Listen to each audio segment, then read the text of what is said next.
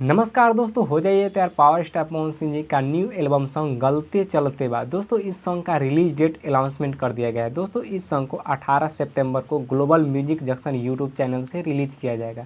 दोस्तों इस सॉन्ग का टीजर रिलीज कर दिया गया है global music junction YouTube channel पर।